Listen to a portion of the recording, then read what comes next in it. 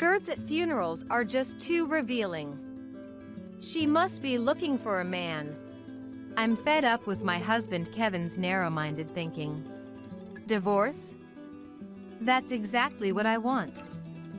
I'm leaving this house. My name is Kara. At 40, I'm a huge chocolate lover who often ends up eating almost an entire family pack by myself. I remember constantly fighting over it with my sister. Looking back, I wasn't the most mature sister. But I know people who are even less mature.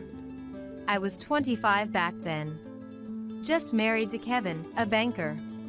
We started dating through a friend's introduction and got married in about 6 months. Everyone envied my seemingly perfect life, but after getting married, the kind Kevin slowly started to change. Welcome home, you must be tired. What about dinner? It's ready. Go take a shower, relax and warm up. Kevin expected this routine every time he came home from work. I had to greet him at the door and have dinner ready, or Kevin would get moody. So, I always made sure to leave work earlier than Kevin to prepare dinner and the shower.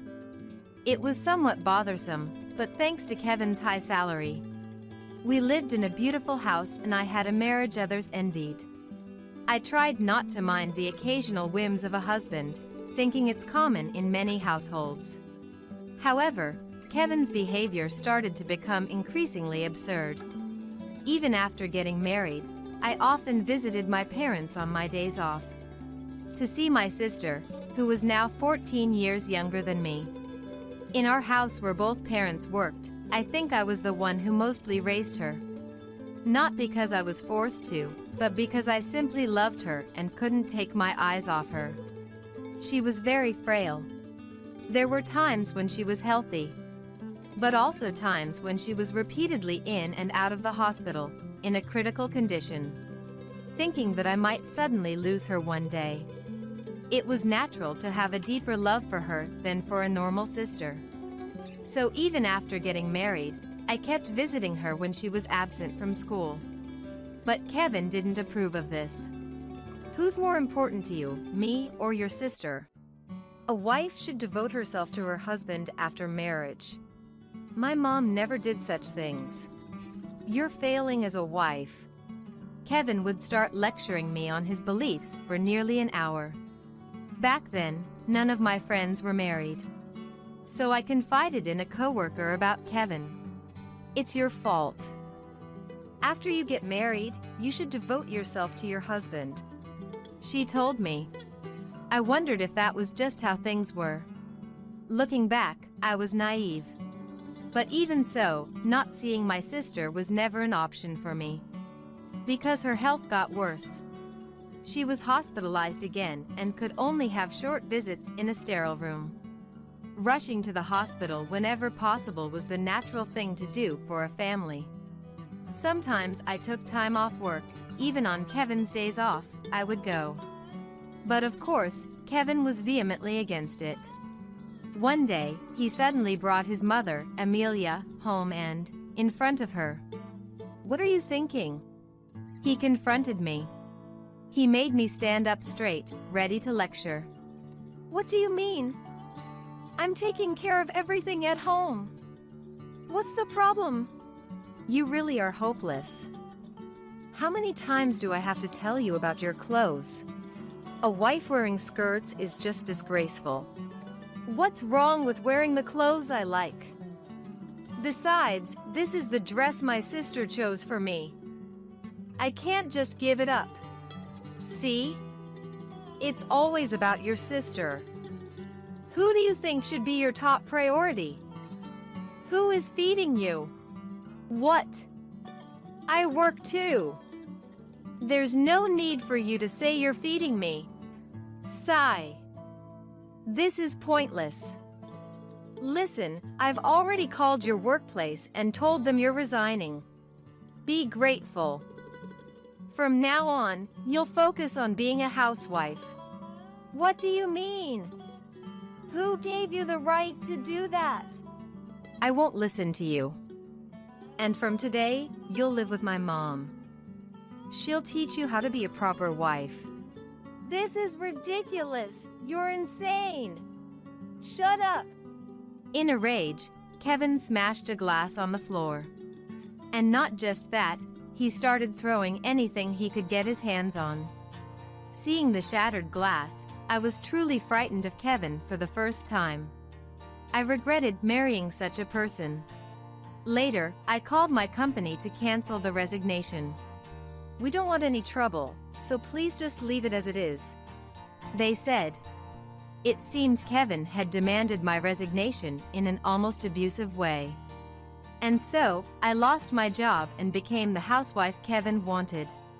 When I reported to him that I had resigned as he wished, Kevin became cheerful. "I guess I went a bit too far. Sorry." He came apologizing. But after seeing Kevin's true nature, I couldn't trust that smile anymore. The next day, Kevin suddenly brought a bunch of his coworkers home. "I thought I'd show off my wonderful wife." And his colleagues would say things like, "Your wife is beautiful, I'm envious." They kept complimenting. And Kevin added, "My wife is a great cook. You all should try her food." He just blurted out, "Wait. This is too sudden. I don't have enough food for so many people." "It's fine. Just make something simple. I'll even go by the ingredients." A colleague, watching the exchange, "Kara, you are so loved, I'm jealous," they exclaimed. No, Kevin is just good at keeping up appearances. If he truly cared about his wife, he wouldn't bring colleagues home like nothing happened after our big fight yesterday. While holding back my anger, I prepared the meal with Amelia. After Kevin's colleagues left, having spent about 3 hours at our house, it happened. You know." "What?" I replied anxiously to Kevin's disgruntled tone, fearing another outburst like yesterday's. "Couldn't you be a bit more pleasant? It's like I haven't taught my wife properly." I wanted to retort, but I didn't dare. I was afraid. "I'm sorry." Even a child can apologize. "Mom, rate her performance today." With that, Kevin turned to Amelia. "Well, you didn't quite honor Kevin. I can't give a score for that. It's just not good enough." "Ha!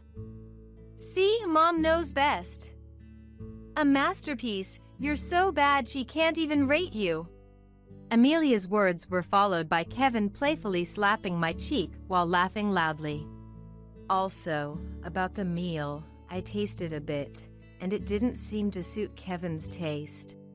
"That's right, Mom. Tell her more. And what about her dress? She exposed her skin even though there were men among the colleagues. What do you think?" "A woman's collarbone can excite some men, so she should cover it with a scarf or a high neck. It's indecent otherwise." It was all because of Kevin that his colleagues suddenly showed up at the house, leaving me with no time to change before I had to start cooking. Right? Why am I being criticized so one-sidedly? Really, she doesn't learn, no matter how much I teach her every day. She must be slow-witted. No doubt. Ha ha ha. Eventually, I was forced to stand and receive a lecture for nearly 2 hours. By the time I finally got to shower and tried to sleep, it was already 4 a.m. I had to prepare Kevin's lunchbox, so I decided to give up on sleep. Even after that, Kevin's wife training continued as I kept visiting my sister. About a month and a half later, I received the news of my sister's passing. I wished it was a lie, and the first thing I said to my mom, who broke the news, was, "It's a lie, right?" I said. I had been warned many times about her precarious condition, and I had just visited her. I thought I was prepared, but my heart couldn't catch up. Just 14 years old. My sister, who had been in and out of the hospital, fighting through painful treatments, did she have a happy life? As her sister, had I managed to bring joy to her life? However, the last expression I saw on my sister's face in the hospital was a smile. She didn't seem to suffer. "You tried so hard, rest now, and thank you for everything." With tears streaming down my face, I hugged my sister for the last farewell. The wake and funeral went by in a blur, and it had been a few days since I returned home. I had informed Kevin of my sister's passing, but of course, he didn't attend either the wake or the funeral. Moreover, he had the audacity to say, "You should prioritize me over someone who has passed away." Disgusted to hear such foul words at a time like this, I ignored him and hung up the phone. After everything was over and I returned home with a heavy heart. Kevin and Amelia were waiting at the entrance, like demons lying in wait. "You're back pretty late, aren't you?" "My family has just lost someone. It's not like I could return in 2 or 3 hours." "You're good at lying, aren't you?" "What? What? Are you having a rebellious phase? Always making up things and opposing me. Whose wife are you?" "Wait a minute. My sister has passed away." "It's not a lie." "Ha, as if. Seeing you in that skirt at the funeral. Not even greeting me when I come home from work for days. That's impossible." "Impossible? Why? If you loved your husband, you would. You're a useless wife. Don't tell me you're cheating, are you?" "What? Always showing skin. Even flirting with my colleagues before. You just like men, that's all. What a shameless woman. What are you talking about?" "I am." At that moment, I almost forgot my fear of Kevin and was about to retort out of anger. "Divorce then. That's fine, isn't it? A frivolous woman like you doesn't suit Kevin, right? Mom. I mean, divorce is a bit." "Fine, I agree. We'll get a divorce." I immediately agreed with Amelia's suggestion of divorce. Kevin kept repeating, "Stop the divorce," but I wasn't listening. I had to seize this chance to get away from Kevin. The thought of his rage was too frightening. I was certain now was the time. So, I quickly packed my things and left the house. Until the end, Kevin was like, "I'll forgive you if you apologize." But it sounded insane to me, so I ignored it. Still, he persistently grabbed my arm tightly at the end. "Wait." So I struck his face hard with my bag and ran away.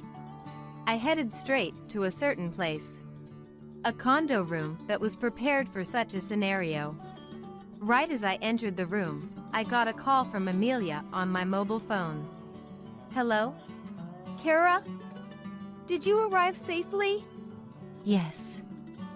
I'm fine. I took a taxi, so Kevin doesn't know." "That's good. Leave the divorce papers to me. I'll make sure he signs them."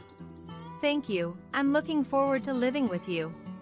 Actually, Amelia and I had been pretending to be on bad terms in front of Kevin. It was on the day Kevin brought his colleagues home. After the lecture ended and Kevin fell asleep, Amelia whispered to me, "Leave this house. Escape from Kevin." Amelia had been suspicious every time Kevin complained that Kara is hopeless. Apparently, Amelia's late husband was very much like Kevin, and she had suffered a lot. In her time, divorce was considered shameful, and she couldn't get one herself. But she wanted me to have the freedom she didn't. Seeing the interactions between Kevin and me made her think I must help her quickly. So, with the help of her acquaintances, Amelia found a secure property for a woman to live alone. Amelia, Kevin's mother, is incredibly kind, so unlike him that I can't thank her enough. half a month since I started living in the condo Amelia arranged for me. She arrived with the divorce papers signed by Kevin. Amelia! Welcome! Ofufu, I'm looking forward to our time together. Amelia revealed that she realized how Kevin had become only after she started living with us. Until then, he was the good son, showing only his good side to his colleagues. She blamed herself, thinking it might be due to the inheritance from FIL or the environment he grew up in. As for me, even if his childhood was the reason, an adult should be able to control his emotions, so I don't blame Amelia. Currently, Kevin is kind to Amelia because she's on his side. If he knew that she was helping me with the divorce, there's no telling what he might do. That's why, when Amelia arranged this house, "Why don't you stay with me for a while?" I suggested. Amelia hesitated, saying, "I'm just your MIL. We'll be strangers after the divorce. But, after all you've done, there's no such thing as MIL or anything. You're my mom, or a dependable sister." I insisted. I truly feel that way. Even when returning from my sister's funeral, it was Amelia who said, "Let's divorce." She intentionally guided the conversation towards divorce, and I immediately agreed. I thought escaping Kevin would take more preparation and time, but thanks to Amelia, that time came sooner. I'm immensely grateful. I signed the divorce papers Amelia brought and submitted them to the office. Now I'm officially free. But 4 days later, somehow, Kevin found me and was waiting in front of the condo. "I found you! How dare you!" Kevin raised his voice. I wonder if he's found out about that thing. Haha. While thinking this, I kept my cool. "What do you want now?" "The credit card abuse and the missing account balance are your doing, aren't they?" "What are you talking about?" "Don't lie!" In truth, before the divorce, I gradually used Kevin's credit card to buy furniture for this house. I also secretly took compensation money from the bank account for the divorce proceedings. This was my idea. I even consulted Amelia, and she said, "Go for it," so I didn't hesitate to empty the balance. Thanks to this compensation, unemployed me and Amelia are living elegantly, even having tea parties every night. "That's my money." "You're okay with what you've done?" "Your money?" "The credit card was made after marriage, and I contributed to the savings too. It's not yours alone, it's marital property," I said, smiling broadly. Then from behind, "Oh dear, you got found." Amelia returned from shopping. "Ah, welcome back, Amelia." Behind me, Kevin stood there dumbfounded. "Why is Mom here?" "Well, because we're living together." Kevin was puzzled, while Amelia remained calm. "So you lied about going back to your parents' house? But why are you with Kara instead of me? I don't understand." "Kevin, I've abandoned you," Amelia sighed. "What?" "I helped Kara escape here. And by the way, when I brought up the divorce, Kara and I were already working together." "But, Mom, you were always bad-mouthing Kara." "Yes, but all those things I said were actually about you." "What do you mean?" "You're not the brightest, Kevin, and getting all excited about women's collarbones. I thought Kara was in danger with you. No wife deserves a husband like that." Kevin was stunned by Amelia's words. Meanwhile, I couldn't help but burst out laughing at her response. "Mom, I'm your son, right?" "Yes, and it's such a shame. I should have raised a more decent child." "Wah!" I couldn't hold back and burst into loud laughter. "Your behavior is just like Edward's. Watching you, I felt so sorry for Kara, as if she was me." But if Kara wasn't around, you might revert to your old self or even start relying on me. Who knows what you might do? So, I decided to live together with Kara to protect her from you." Kevin's eyes welled up with tears as he listened to Amelia recount the whole story. And when he finally exclaimed, "Is it my fault? Why? Aren't you my parent? That's child neglect." Even Amelia couldn't help but laugh. "Do I still need to parent a man almost in his 30s?" she said. Our commotion attracted the neighbors. "A shameful person!" Kevin was scoffed.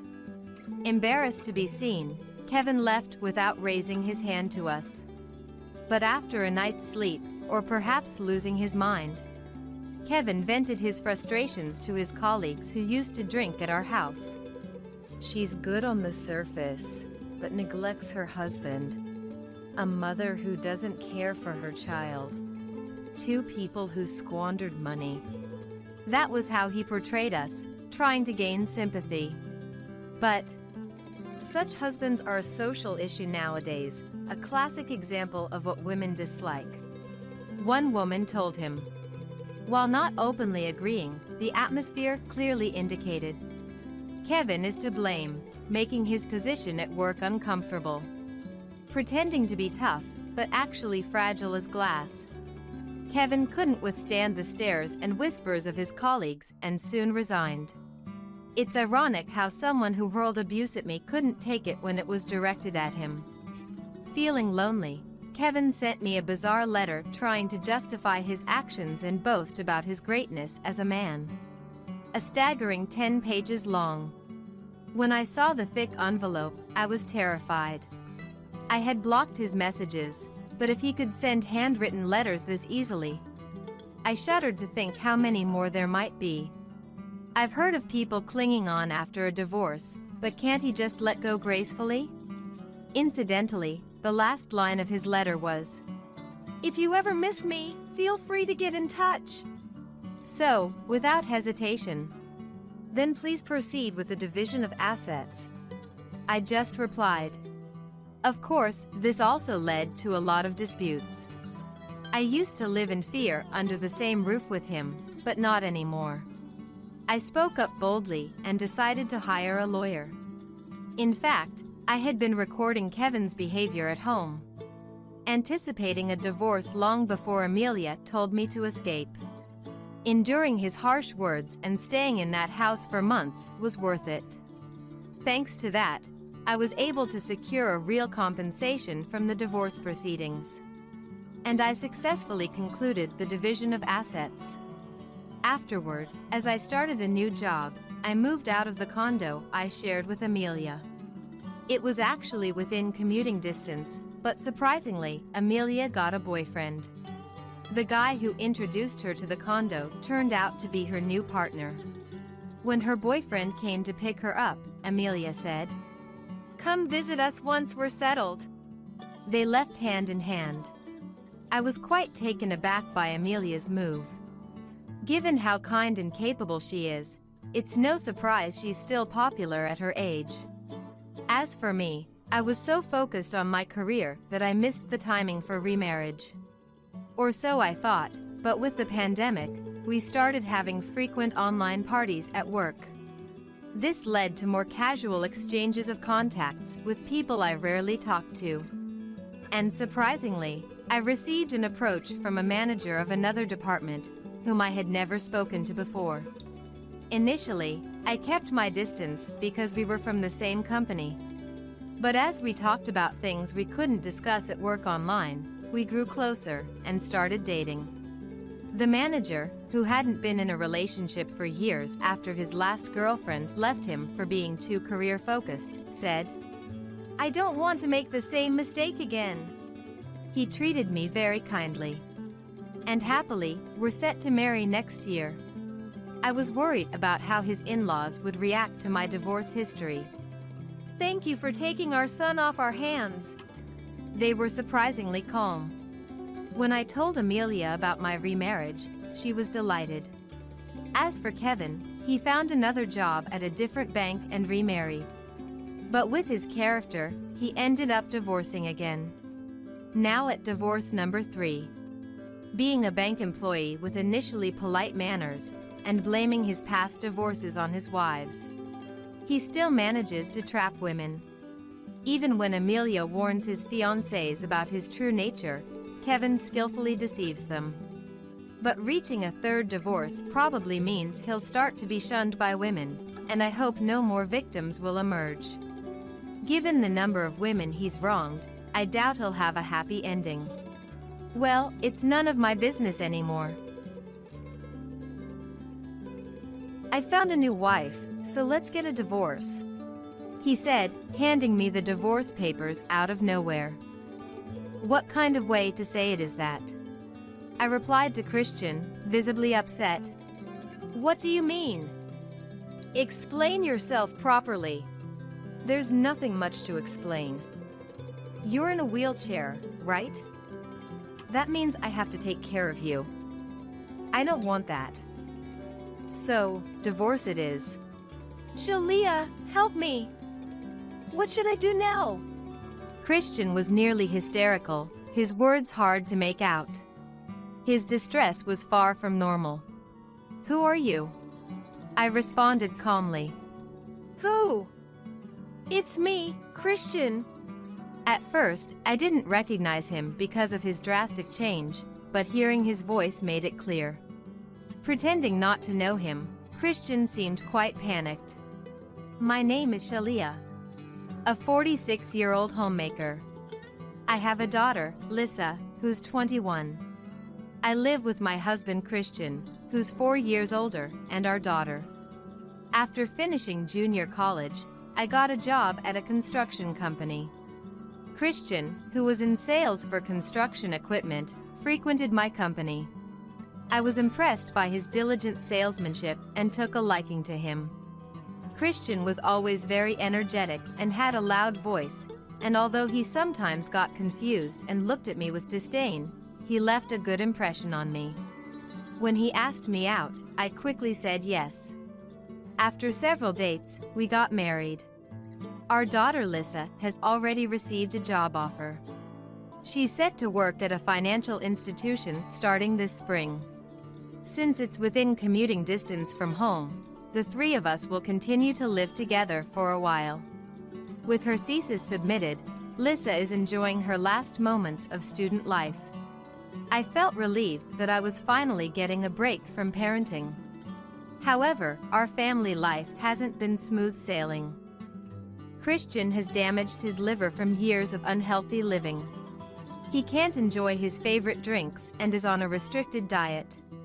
Although working wasn't a problem for him, his frequent hospital visits led to many absences and lateness at work. His physical strength has significantly declined, forcing him to switch from a sales to an office position. Despite my concerns for Christian, I was overall happy. Your liver function has improved significantly. Let's continue living as usual. Recently, the hospital's test results were good. And Christian showed a smile I hadn't seen in a long time. Thank you. Does that mean I can live a normal life now? The doctor responded with a smile. Yes, that's right. This is thanks to your regular diet. Your wife has done a great job. I was so happy I could barely keep a smile off my face. Despite never receiving a single word of thanks from Christian, I was on the verge of tears, holding back with a handkerchief. The doctor's acknowledgement of my efforts was incredibly gratifying and appreciated. Christian frowned in displeasure. Doctor, what are you saying? It's because I've been taking my medicine and taking care of myself, right? It seemed Christian wasn't pleased with me being praised. He complained like a child who had his credit stolen. Hearing Christian's comment deflated my happy feeling. Of course, medicine is important. But the most crucial thing for your condition is your diet. You are where you are today because of your wife. You can't thank her enough. The doctor advised Christian in an instructive tone. But it seemed Christian wasn't receptive to the doctor's words. He didn't even try to hide his displeasure. So, I quickly wrapped up. Thank you. The conversation. Back at home, Christian called his parents to share the good news. He sounded very happy then. Christian always plays the victim, unable to bear not being the center of attention. Though his illness may play a part, I thought of him as a small-minded man. Everyone at work was so pleased. They said it's because of my good deeds. You two are nothing like that. Christian came home in high spirits. Taking such flattery seriously and looking down on me and Lisa seemed truly low to me. As I was about to retort, Christian blurted out something unbelievable. They're going to throw me a recovery celebration. I can finally drink again. I doubted Christian's words. A recovery celebration? You're not fully healed. How did you explain it to everyone? Christian looked perplexed, as if he didn't understand his own situation. How? The doctor said it's okay to live a normal life, didn't he? The normal the doctor mentioned is your version of normal, not the same as a healthy person's normal. He said to continue living as you have been. Christian suddenly looked annoyed. Let's not sweat the small stuff. I know myself better than anyone. I'll be fine for a day. Indeed, Christian had been abstaining from his beloved alcohol for a long time. Then there were the recent test results. I couldn't say I didn't understand Christian's desire to drink. I was worried but decided to give in. All right. Take care. Just make sure not to eat anything high in salt and limit yourself to just a sip of alcohol for the toast. Christian must have felt victorious, showing a smile I had never seen before. Can I really go? Thank you. Just remember your promise. Yeah, I got it. Christian wasn't really listening to me. It was uncertain how much of what I said would be adhered to. Filled with anxiety, Christian ended up going to the party. That night, Christian came home in high spirits, drunk enough to need a cab ride home from a junior colleague. I thought all the effort until now had gone to waste with such heavy alcohol consumption. Afterward, Christian started attending drinking parties once a week. He didn't consult me at all. He just went on his own. Christian then started making me even more anxious. While eating dinner, Christian began to complain about the restricted diet. This is a bit bland, isn't it? It's so tasteless, I don't feel like I'm eating anything. Until now, he had never complained and even said it was delicious. His taste must have adapted to the strongly flavored food he ate at the drinking parties. At one point, Christian even brought home side dishes from a convenience store that seemed like snacks for drinking. He must have convinced himself he was cured, as others thought he was. I was overwhelmed with anxiety. This surely wasn't going to end well. I tried to warn Christian, but it was like talking to a wall. The last results were good, so it'll be fine. All I could do was sigh and hold my temples. Christian's condition didn't last long. One night, he rushed to the emergency room with severe abdominal pain and fever. The doctor's words were gravely serious. Mr. Christian, you have cirrhosis of the liver, and it's quite advanced. You were continuing with the medication and diet therapy, right? I took the medication. The diet, well. Christian awkwardly looked down. Both the doctor and I were at a loss for words. In my heart, I murmured, "It's your own fault." The doctor must have felt the same. At this point, all we can do is slow the progression and alleviate the symptoms. You also need to be careful of pancreatic cancer. Cancer! That can't be! Doctor, isn't there anything you can do? There must be another treatment option. Christian clung to the doctor, tears streaming down his face, begging for a solution. It's not that there aren't options, but... Please, what is it? What's the option? It's a transplant. A living donor liver transplant. There you go, there's a treatment option. Please, go ahead with the transplant. It's not as simple as that. First, we need to find a donor. Then, here. I have one right here. Christian grabbed my arm. A transplant can't proceed without the donor's voluntary consent. I wanted Christian to be healthy. But honestly, I was scared. I couldn't immediately agree on the spot. On the other hand, Christian's eyes were shining. When do we do the tests? Sooner is better, right?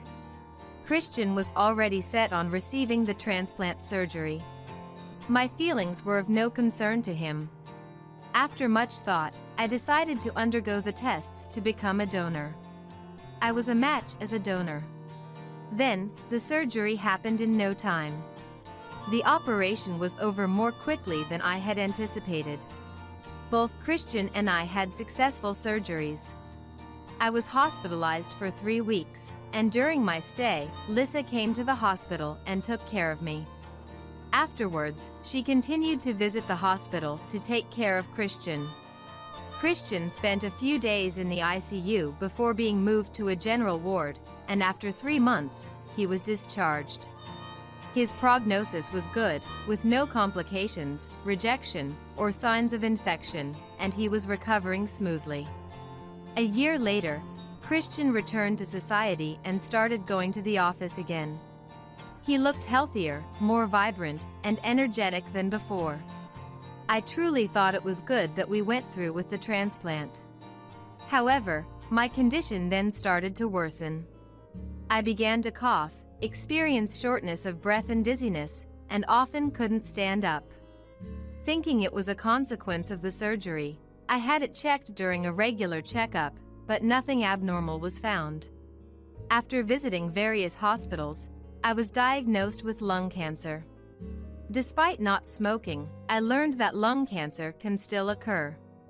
Lung cancer doesn't have specific symptoms, which is why it was undiagnosed.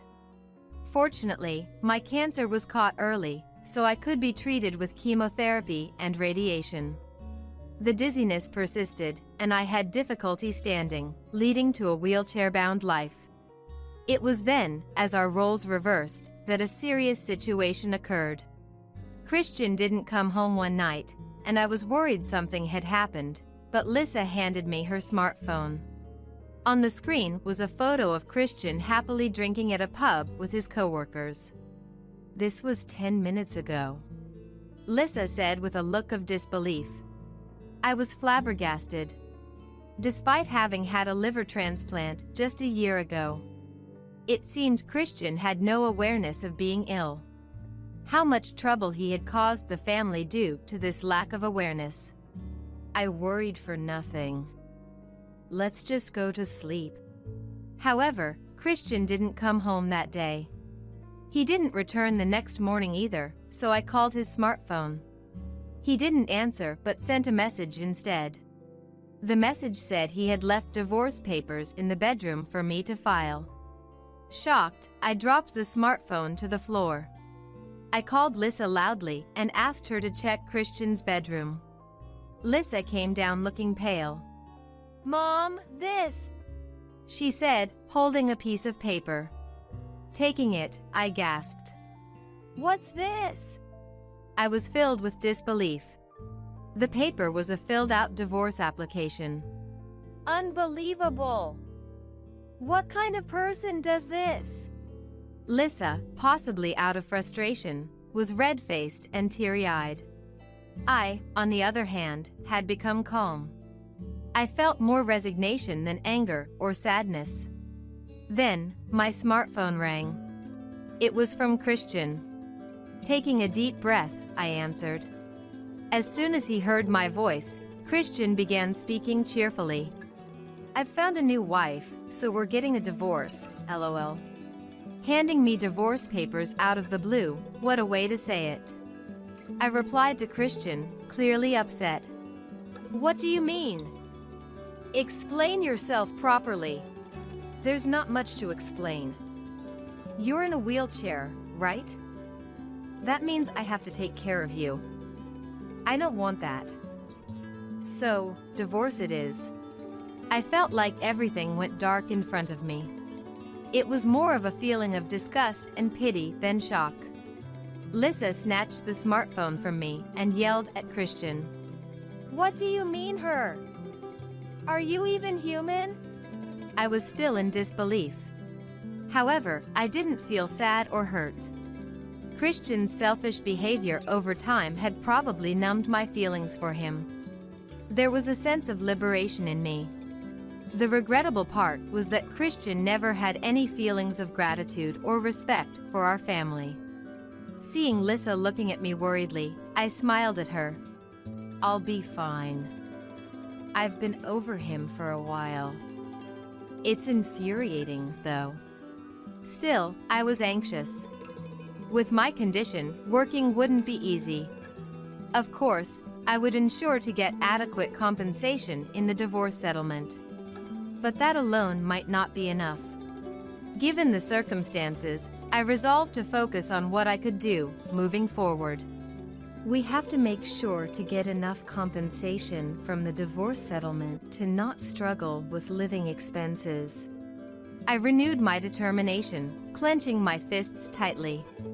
"He's got a healthy body now, so we should get what we're entitled to," I said to Lisa, who nodded vigorously in agreement. "That's right, I'm not alone. I have my lovely and dependable daughter, Lisa, by my side." 3 months after Christian left the house, an unbelievable situation occurred. I had just returned home from a hospital visit and was about to open the front door with Lisa's support when someone jumped out from a hiding spot. "Shalia, help me! What should I do now?" Christian was nearly hysterical, his words hard to make out. His distress was far from normal. "Who are you?" I responded calmly. "Who?" "It's me, Christian." At first, I didn't recognize him because of his drastic change, but his voice made it clear. The words I had just spoken were deliberate. I opened the door. Now able to move without a wheelchair as my condition had improved. It would be a nuisance to have someone continue to kneel at the entrance, so I reluctantly let Christian into the house. In the living room, Lisa and I confronted Christian. "What are you doing here?" Christian began to speak, his forehead rubbing against the table. "Please, I was wrong. I want us to get back together." "Ha! The nerve you have to say that now," Lisa said before I could, echoing my thoughts. He had so easily discarded me just because he got healthy. And he had said he didn't want to take care of me. What does he want now? "Just leave, please." Lisa, unable to bear it any longer, grabbed Christian's arm to make him stand up and leave. When Christian attempted to rise, he suddenly clutched his stomach and collapsed in pain. Despite how I felt about Christian, I couldn't just ignore someone in pain. I asked Lisa to bring the car around, and we took Christian to his regular hospital. In the car, Christian was sweating and groaning, holding his stomach. Upon arrival, I quickly called for a nurse, who then took him to the treatment room. While waiting in the lobby, a nurse called me into the treatment room. Christian's doctor was there and began to explain his condition. "Ma'am, you've just arrived, I see." The doctor seemed unaware of my relationship with Christian. There was no point in discussing that now, so I listened to the doctor's explanation. "What's his condition?" The doctor spoke gravely. "As I've explained to him before, there's a strong rejection reaction to the transplanted liver. Immediate hospitalization and treatment are necessary. Lissa chuckled softly in the background. He's getting what he deserves. I coughed to signal disapproval of Lissa's inappropriate comment. But I completely agreed. The doctor pretended not to hear and continued. We need to switch to a stronger immunosuppressant. This medication puts a significant strain on the kidneys. His kidney values are already poor, so using this suppressant will necessitate dialysis. I responded immediately. I see. Please do what you think is best. The doctor seemed taken aback by my quick response. Starting dialysis means being bedridden in the hospital for about 3 hours, 3 times a week. Once it begins, it's a lifelong commitment, significantly impacting one's lifestyle. Normally, one wouldn't make such a decision so quickly. But I have no involvement in Christian's life anymore. What happens to him is none of my concern. The doctor began to discuss the possibility of transplantation. It dawned on me why Christian had come. He was probably hoping for a kidney transplant from me. Seeking help from me because his condition had worsened was far too convenient. Christian should suffer the complications of liver disease and live the rest of his life on dialysis. When Lissa was out, Christian came to our house again. This time, it seems he properly rang the intercom. He was so emaciated that saying he looked haggard would be an understatement. His face was lifeless and pallid, as if he might collapse at any moment. Although I had an idea why Christian had come, I let him into the house anyway. He must have sneaked out of the hospital. Then Christian began to talk incessantly about the woman he was involved with. She was a 24-year-old coworker. She's 3 months pregnant. Christian revealed shortly after leaving our home that the pregnancy was discovered. I thought I had no feelings left for Christian, but his manner of sharing this news made me feel disgusted by him. Anyway, I've decided to go ahead and file those divorce papers we put on hold. But since I have my own life to live, you'll need to pay me a lump sum of $50,000 for the settlement. I stated firmly. It's a bit above the going rate, but considering my illness, it shouldn't be considered too high. There's no way I can pay that, Christian retorted, his face turning red with anger. Ignoring Christian's attitude, I continued. If she's someone from work, she must have known you were married. I'll also be seeking compensation from your mistress in the divorce settlement. Hey, cut the crap. Do you even know who she is? I had no idea who she was. She's the boss's daughter. And she thinks I've been divorced for years, Christian admitted, attempting to justify his deception. I was appalled by his selfishness. That's your problem. You've done enough. If you don't pay, I'll go to your company and have your wages garnished, I said sharply. Please, don't. If the boss finds out about the affair, it'll be a big problem. I thought to myself. It's already a big problem, isn't it? Staring Christian down, he timidly began to speak with a pale face. I'll figure out the money somehow. Just please don't tell the company. If the company finds out, she'll know I'm still married. It'd be cruel to her if she found out about the marriage from an affair. Sympathizing with his mistress? What about me? Christian looked taken aback, then hung his head. I'll arrange the money right away. Just keep quiet about it. I kept my stern gaze on him. Christian knelt on the floor, begging. Please, keep this quiet. I couldn't help but laugh at Christian's pitiful state. Christian explained he would borrow the $50,000 settlement from his parents and the mistress's settlement from a loan shark. As long as it didn't inconvenience me, I didn't care where the money came from. but I made sure he understood it needed to be transferred properly. We agreed he would file the divorce papers after transferring the settlement, and I made sure to get it in writing. Christian left dejectedly. He probably came to talk about a kidney transplant. But I didn't let him get to that point. By exploiting Christian's vulnerability, I managed to settle the divorce compensation without further issues. I was glad Lissa wasn't home. Witness such a mess. Being still legally his wife, I went to Christian's hospital to sign all the treatment consent forms, including for dialysis. I decided to check on Christian and found him and a young woman arguing in the common room. The woman seemed very angry. Their loud voices could be heard outside. "Weren't you supposed to be cured? What's with the hospitalization?" This must be Dina, the mistress. "Please, calm down," Christian replied weakly. "I don't want to deal with an old man in the hospital when I'm about to have a baby." Such a foul-mouthed woman. I wondered if she really was the boss's daughter, as Lissa eyed her suspiciously. "I think I know her," Lissa muttered. Dina continued to rant at Christian. "I absolutely can't handle caregiving." Christian shrank away, overwhelmed and unable to argue.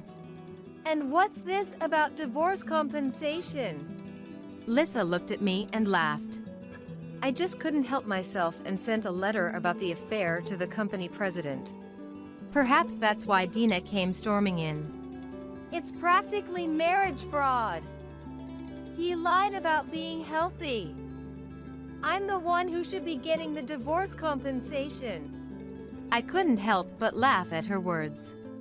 Lissa's letter might have been too much, but it was a case of reaping what one sows. A young doctor passing by struck up a conversation with Lissa. "Is that your dad in the common room?" There seemed to be a familiarity in his tone. Lissa responded with a smile. "Maybe not." I watched their exchange with a touch of amusement. After the doctor left, Lissa looked happily at me, catching my gaze and blushing slightly.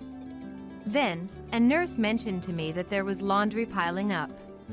With a smile, I responded, "Understood," and left, pondering that Christian likely had no one to care for him during his hospital stay. On the way back from the hospital, "I might know that woman, his mistress," Lissa mentioned. "Probably a senior from high school," she speculated, recalling a senior who left school halfway through her senior year due to pregnancy. "She must have dropped out because she was pregnant," Lissa mused, tilting her head in thought. She then suggested, "Maybe the child she's carrying isn't Dad's." Lissa shared rumors that the senior had been involved in dubious activities back then. I had a hunch that the father might be someone else. Just a woman's intuition. But it felt likely. It's that intuition they say women have. After some time, the alimony from the divorce trial was paid by my in-laws. And they didn't just transfer it, they brought it in person. They said, "We've been so troubled by what our son has done. Truly sorry." As my in-laws apologized, tears in their eyes, kneeling on the floor. "I will accept the alimony from the divorce trial for my sake, but I intend to have no further dealings with my son, Christian," was their stance. Christian had angered the CEO and was fired on the spot. Though Christian received severance pay, it was taken by his affair partner under the guise of alimony for the divorce trial, and after that, he went missing. My mother-in-law tearfully shared this with me. Christian has been hospitalized ever since. Due to artificial dialysis and worsening liver conditions, it seems unlikely Christian will be able to leave the hospital in the future. The alimony from the divorce trial was transferred from the company Christian worked for, probably out of shame for their daughter's scandal. It might be a form of hush money, I guess. The divorce turmoil has settled down. After a long while, peaceful days have returned to me. My lung cancer responded well to treatment, and I was recently informed by the doctor that I'm in remission. Now, regular checkups should suffice. Lissa is off to work. Right now, I'm alone at home. Looking around the empty house, this house originally belonged to my relatives. It was renovated and transferred to my name. The renovation costs came from my savings before I got married. This house is my possession. So, even after the divorce, I won't have trouble finding a place to live. As for Lissa, she recently reported that she's dating a young doctor. During her frequent hospital visits, she received advice from the doctor, and they became close. He was a kind, smiling doctor with a friendly demeanor. She plans to bring him home soon. I don't want Lissa to make the same mistakes I did. But with that doctor, she should be fine. I've lost a lot due to my illness. My marriage was a failure, too. But life still has so much more to offer. And then, the CEO of the company Christian worked for offered me a job. It must have been his way of making amends. It was an office job at a local construction company. They valued my previous work experience at another construction company. Since they said I could work from home, I accepted the offer.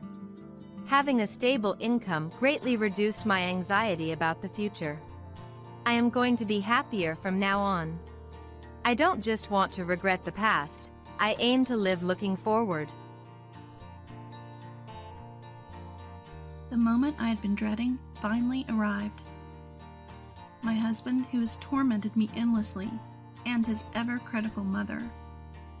I can't even count the number of tears I've shed, and the times I've been hurt.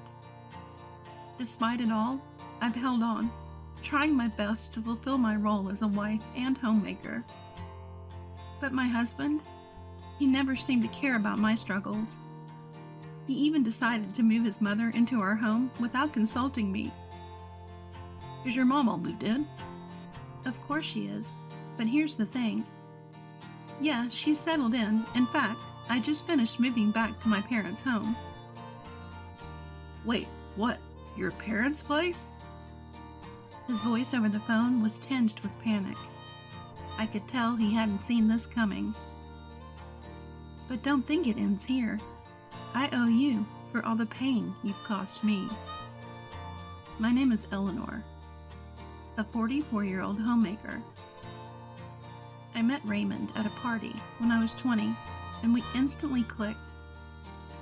Just 3 months later, he confessed his feelings and we started dating.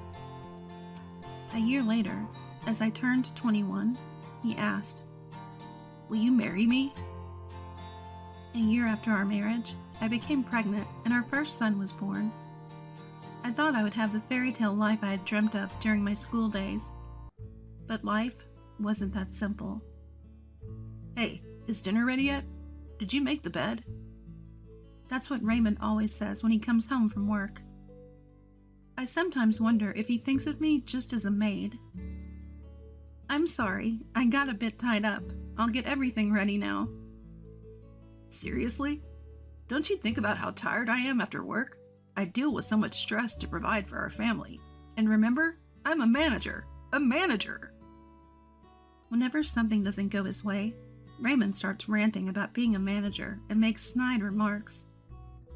He wasn't like this when we first got married. People often ask if I'm okay with how he behaves. Of course I'm not. It's unbearable. But honestly, I do appreciate that he brings in the money. Thanks to Raymond's good salary, we've never had financial troubles. But imagine if I challenged him wrongly and he retorted, "You're defying me. Fine. I'll stop contributing to the house then." I wouldn't know what to do. So even if he says a bit much sometimes, I try to tolerate it, though I wish I could say it was always easy. But with the way Raymond's been acting lately, even that tolerance is strained. Like the other day, he ranted. "Why aren't the clothes dry? You didn't even use the dryer, did you? I told you before, I like my clothes feeling cozy. They need to be fluffy from the dryer. I had a lot on my plate with shopping and chores. I didn't get to the dryer. That's not the point. I work hard every day, but what about you? Aren't you a homemaker? Shouldn't you have time for at least this? Raymond never does household chores. He believes that's the wife's job. Just because I'm a homemaker doesn't mean I always have free time. I wish he'd help out a little. It was the same time when our child was born. I'm busy with work. I'm tired. Always some excuse.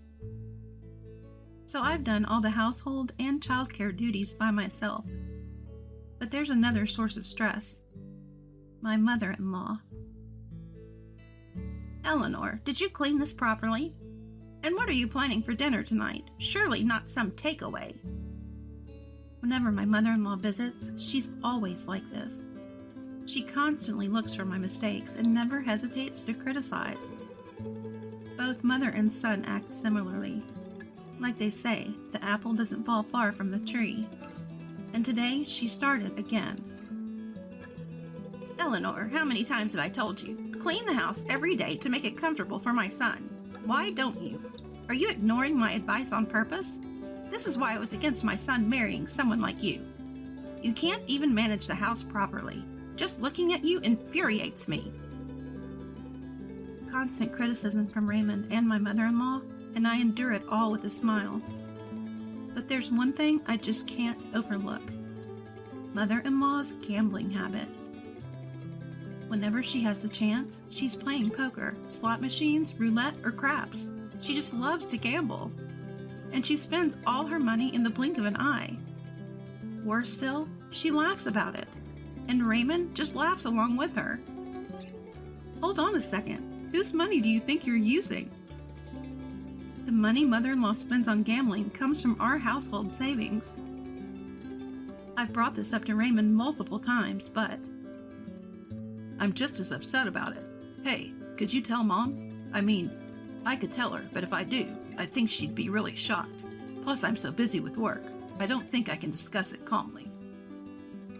He always comes up with these excuses and never acts. So, I decide to convey Raymond's message to mother-in-law for him. Why can't a mother use the money her son earns? He told me I can use as much as I want. She retorted, thinking that Raymond would back me up. I say, Raymond feels the same way. Could you please stop using our household savings without asking? Right, honey? But Raymond interjects. What are you talking about? The household savings is for all three of us. Excluding only Mom is wrong. Sorry, Mom. Don't listen to her. She's lying. You can use the money as you always have. This is how Raymond always changes his story depending on who he's talking to. Moreover, he started blaming me for mother-in-law's gambling habits, saying they worsened after we got married 3 months ago. That's just not true. Even before our marriage, mother-in-law was gambling frequently. Whenever I went shopping, I'd see her coming out of the local poker club. But when I bring this up to Raymond, he accuses me of lying and then ignores the issue. He'll never see his mother's true colors. The snide remarks keep coming, and I'm getting fed up. Oh, look at the time. I should get going. Wait, Mom. You didn't forget about our plan, right? How are the preparations? Yes, they're well underway. What plan? What are these two up to? I'm taken aback by Raymond's sudden question and try to figure out their scheme. With that, mother-in-law, humming a tune, leaves in high spirits. At last, she's gone. I think to myself. I look over, and Raymond is grinning from ear to ear, waving until his mother's out of sight. A week later, I finally understood the meaning behind Raymond's words about preparations. Have a good day. Slam. As usual, Raymond leaves for work without responding to my farewell. While most couples would greet each other with smiles, that warmth is long gone between us. I gaze out the window and see a neighboring family looking so happy as they walk by. I remember the days when my son and I used to go for walks just like that. Lost in my thoughts in the morning, the doorbell rings. Yes, who is it? Oh, it's you, mother-in-law. Wait, where's Raymond? I wasn't expecting her to show up today, especially not this early in the morning. Oh, something came up at his work, so he had to go in unexpectedly. I see. Why on earth is she here? She's not expecting to have breakfast with me, is she? No way she would think of doing that. Or would she? A flurry of thoughts about mother-in-law raced through my mind. Then she says, "Why are you standing there looking so blank? Get things ready." Ready for what? I haven't eaten anything since this morning. I'm hungry, so make me breakfast. And make sure this doesn't happen again. What does she mean by "from now on"? The words "get ready" that Raymond mentioned earlier and mother-in-law's "from now on" phrase make me uneasy. For some reason, I had a terrible feeling about this. Feeling anxious about their comments, mother-in-law pressures me to make breakfast. I apologize and start preparing the meal. Meanwhile, mother-in-law observes me, not even blinking. More like monitoring than observing, maybe. It's hard to do. Under her piercing gaze, I silently and earnestly prepare the breakfast. Suddenly, mother-in-law says, "It's pitiful to think my son eats this poorly presented food every day. It looks terrible and probably tastes just as bad. I'd love to know how you manage to cook so poorly." She ridicules me, mockingly laughing and complaining.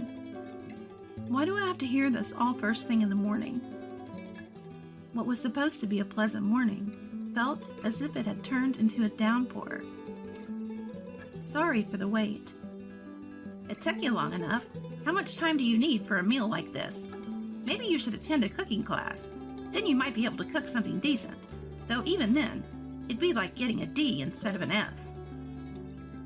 Having a meal alone with my mother-in-law for the first time, seeing her stern face while eating, I lost my appetite, and the meal I put so much effort into tasted bland. Suddenly, my mother-in-law set down her fork, stating, "I don't even feel like eating this. Clear it away."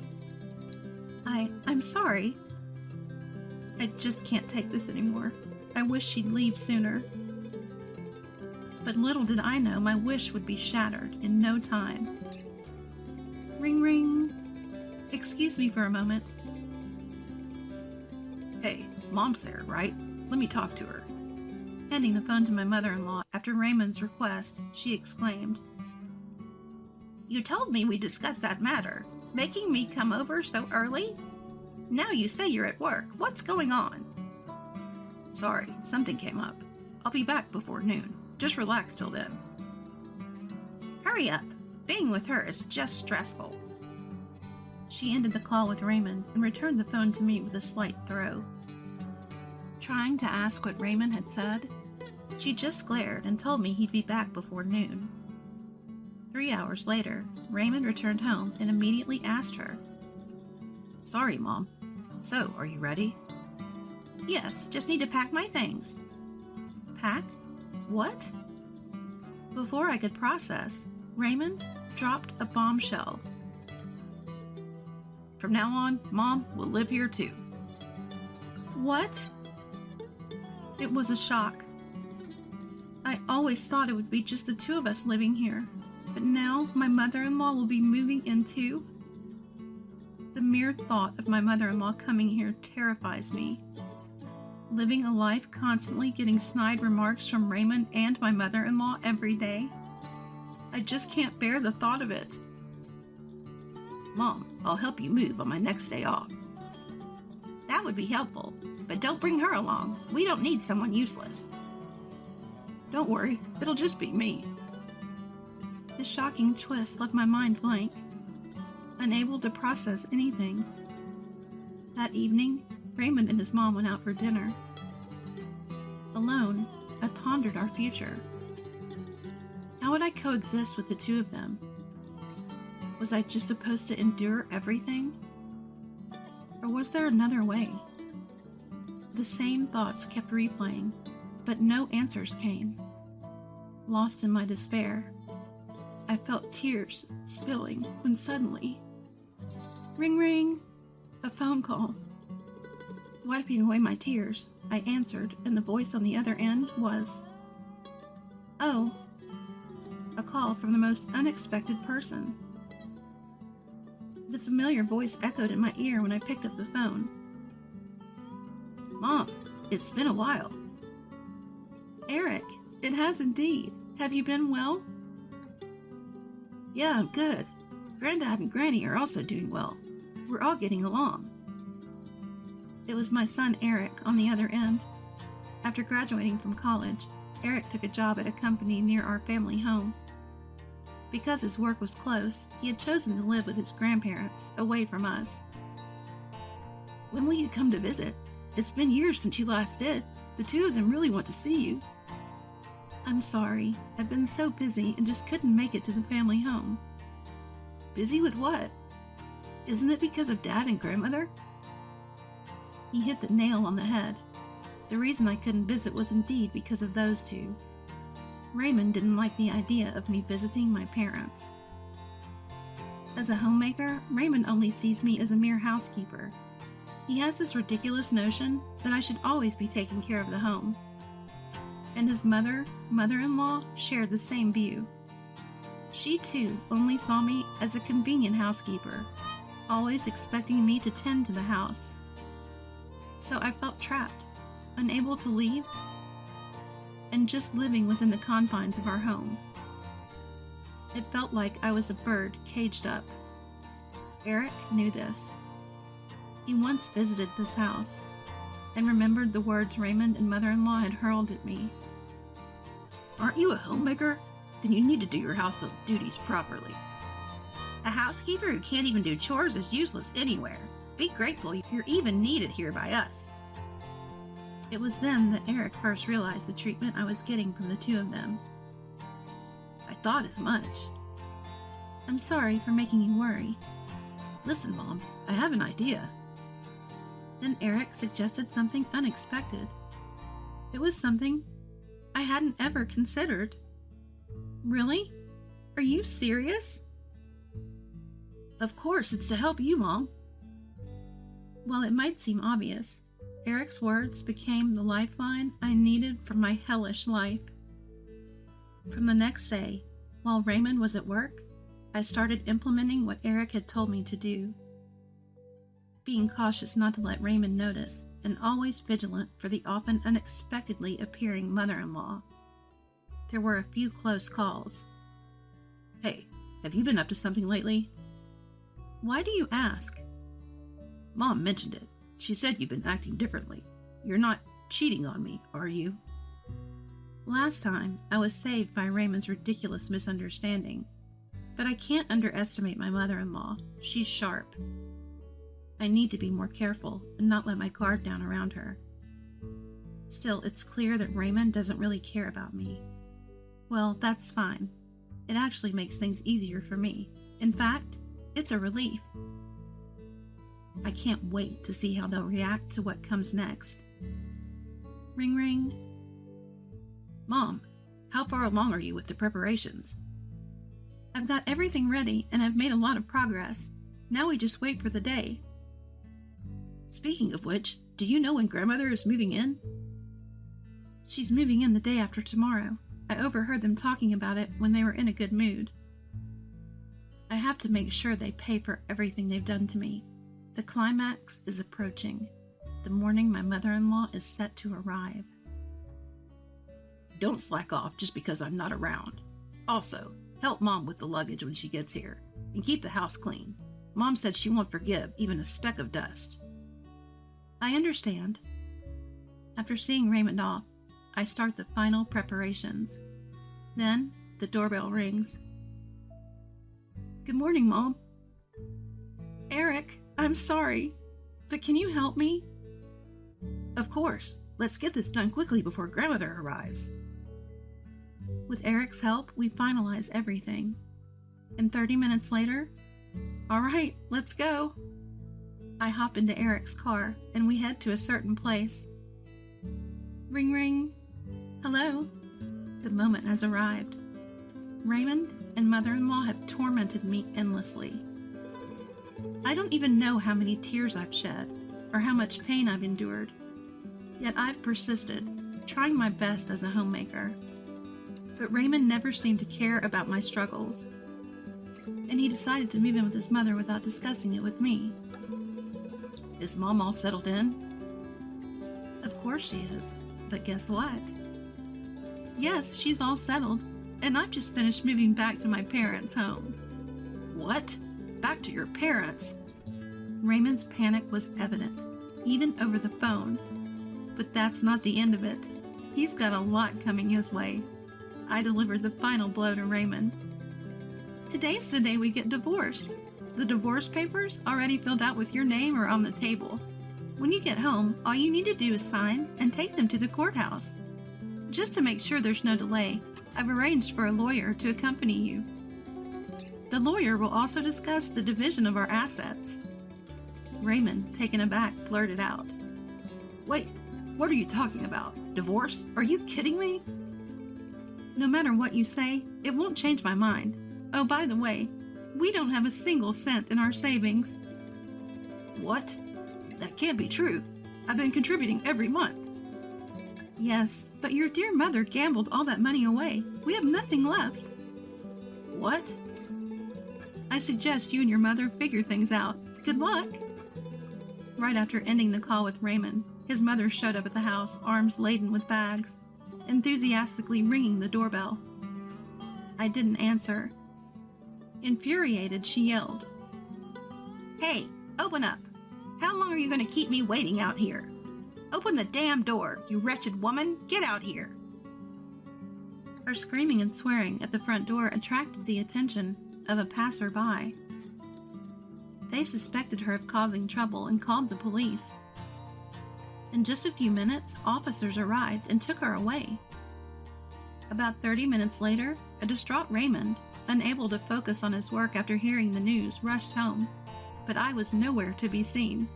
The only thing waiting for him was the divorce paper on the table.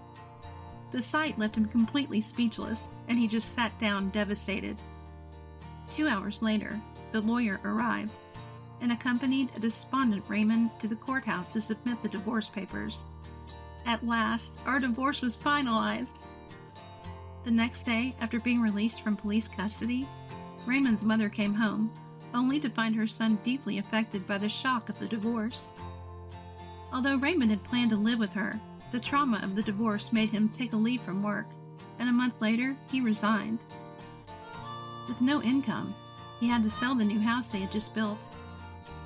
They managed to get by with the money from the sale, but his gambling-addicted mother depleted it all. Rumor has it, they now live like homeless people in a nearby park. After the divorce, I began to live peacefully at my parents' house. The money from the sale of the house came to me as well. With that money, I commented, "This place is lovely." "Yeah, it's a popular resort hotel these days." I was on vacation with my family. Finally, free from the nightmare, I could live my life on my own terms. That joy is unparalleled. You just stay home all day, right? Tired from just cleaning? Why don't you try switching places with me and see the real struggle? Maybe I should divorce such a useless wife. Ugh, not this again. The way my husband treats me, a homemaker, is truly exhausting. My name is Jennifer. I'm a 34-year-old woman. I married David, my coworker, 2 years ago after a workplace romance. Back then, I planned to continue working after marriage. But David said, I'll work hard outside. You take care of the home. That's my ideal. Men work outside, women protect the home. I naively agreed. I quit my job to become a full-time homemaker, influenced by David's perspective. I used to be easily swayed by others' opinions.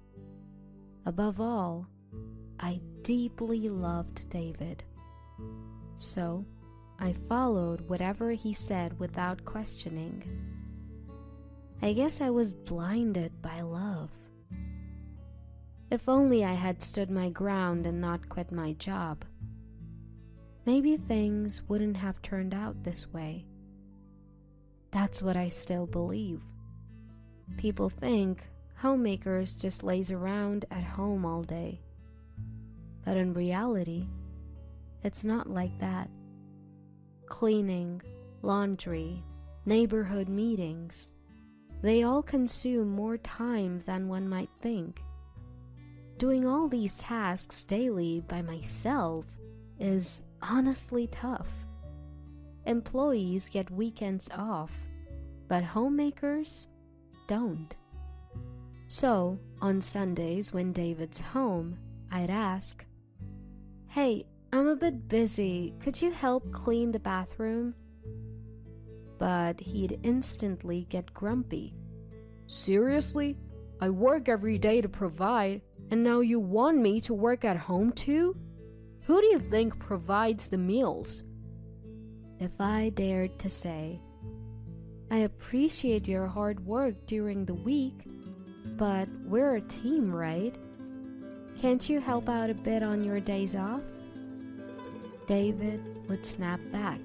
"Stop bossing me around. You think you can survive on your own, just being a homemaker? Want a divorce?" David immediately snapped. "Who do you think you are? Just because you're home all day doesn't mean you can boss me around. Want me to divorce you? Think you, just a housewife, can survive on your own?" Shockingly, he threatened divorce. I was at a loss for words.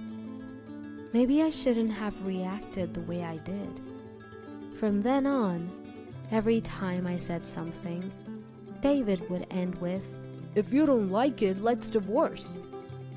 It felt like he was using that phrase to control me.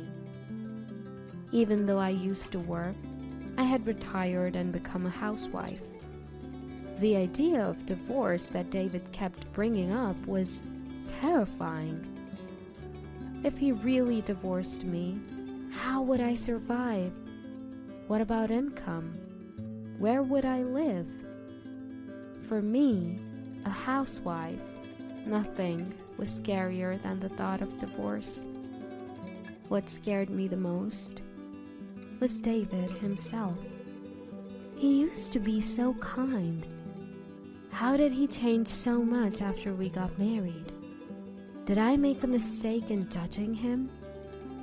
I deeply regretted marrying David. Lately, as soon as David comes home, he'd say, "Isn't it obvious you should greet me at the door when I, the breadwinner, come home? Who do you think pays for everything here?"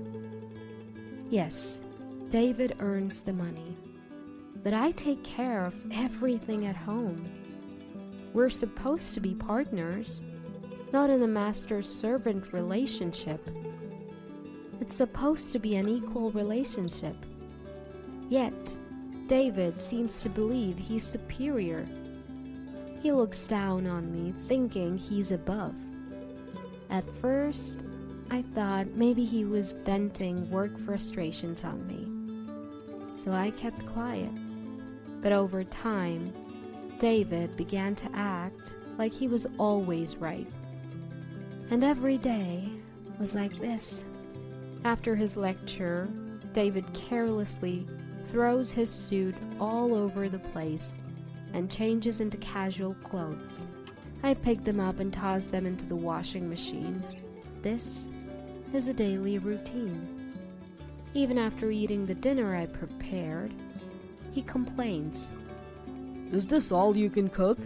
I work hard for you, and this is the meal I come home to?" Where's your gratitude? I've grown tired of dealing with David's constant complaints. Despite David not earning a high salary, I manage our finances, saving for our future children, leaving little room for extra expenses. Still, I always try to prepare healthy meals, using nutritious ingredients and cutting down on salt. Yet, he still finds reasons to complain. I felt like everything I did was being negated, and my self-confidence dwindled day by day. On top of that, he demands $500 a month for his personal expenses. If I gave him that much, our finances would be in the red. At first, I used some of my savings to cover the expenses, but that wasn't sustainable. So, I tapped into my connections and started a remote job that I could do from home. Of course, I didn't tell David. You see, a while back I had mentioned, "Hey, things are a bit tight with our finances. I was thinking of getting a part-time job. Is that okay?" To which he snapped. What? Are you saying I don't earn enough? You probably just want extra cash to splurge, right? You should just stick to taking care of the house. Knowing David, I was sure that if I earned, he'd just take more for his personal expenses.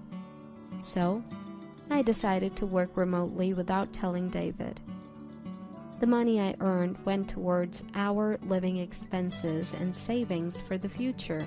A former colleague introduced me to his remote job.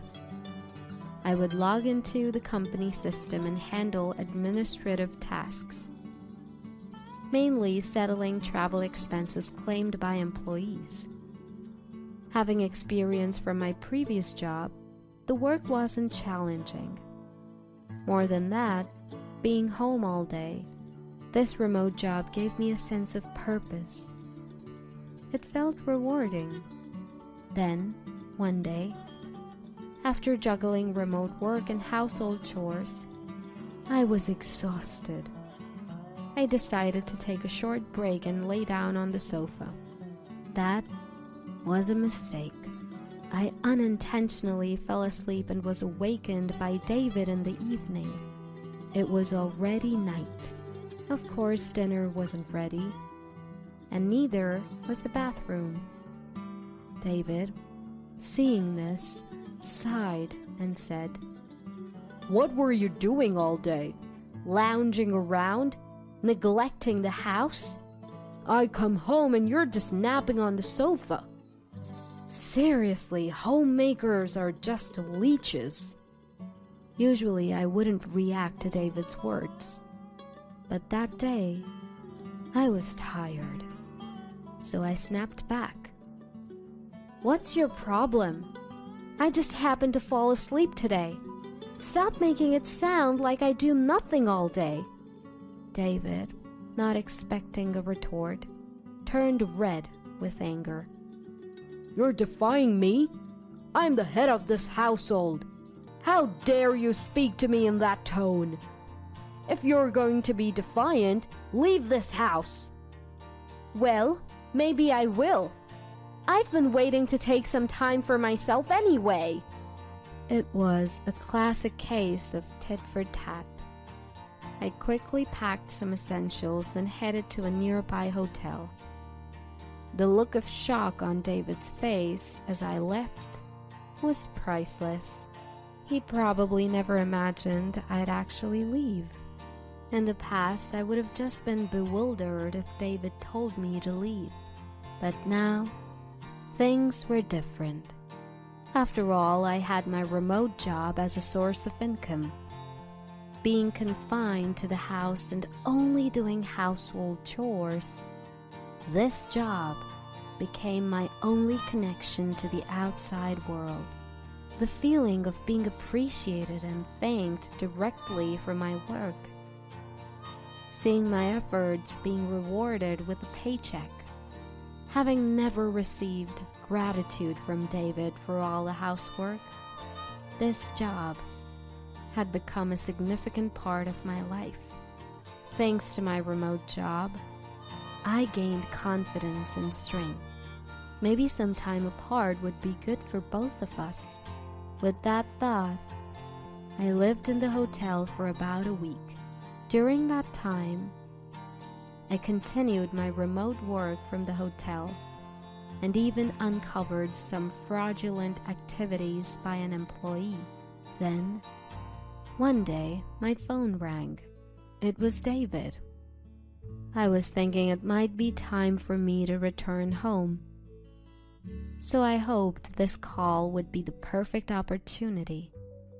When I answered, David said, Hey, isn't it about time you came back? You've had some time to reflect, right? Who does he think needs to reflect here? Even as I was at loss for words, David continued, You must be missing me, right? Life must be tough without me. If you apologize, I'll let you come back home. Such arrogance from him. Who does he think he is? So I decided to play it humble and said, I'm really sorry. It was my fault. I miss you every day. Please let me come back home. To my surprise, he responded with such relief. I knew it. You can't handle life without me. Fine, come back home. He couldn't even see through my act. I was taken aback, but decided to return home with an innocent face. When I got back, the house was a complete mess.